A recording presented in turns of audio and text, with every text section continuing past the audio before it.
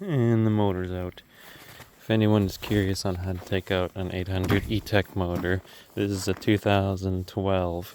I started by taking off all the plastics, then the air box on top. I started unplugging everything. Obviously, you'll unplug everything. Then you come down here, and there's an air box right here. There's a tab. You push on, and that's it. You push on that tab, and you pull it out.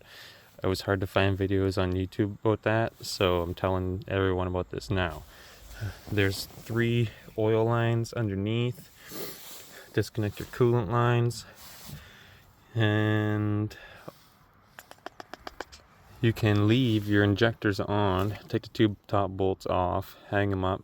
You can leave them on, then you don't have to mess with any gasoline. Then you can undo all your motor mounts. Take your not your flywheel, your recoil off, and hang it onto the side. Hang it on the side. If you don't got that puller, you can put something in there. Make sure you don't drop your shim. There is a shim behind this gear. Make sure you don't drop that down into the case, or you're gonna have to take this off and look for that. So coolant lines, there's one going to your head, there is one going down here, and then the middle line on your bottle.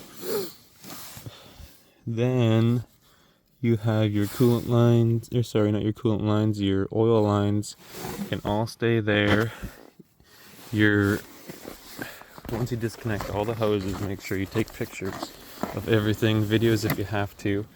This sits on the back of the motor. I was able to unplug it and unplug the whole thing and leave it there. Now, there's my motor. Throttle body stays on. I'm keeping that on. Again, make sure you mark everything, or videotape, or take pictures of everything you've unplugged and where it goes back in. It was actually pretty straightforward and pretty easy. There's a bracket here for your secondary clutch. You need to take your secondary clutch and jack shaft off. I'll repeat this. Start it by taking off your plastics, top air box, this air box to the throttle body.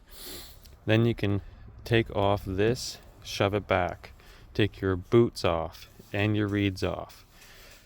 Then jump on the other side, take off your plug to the chain case, take the jack shaft out and the secondary clutch, pop the primary clutch off.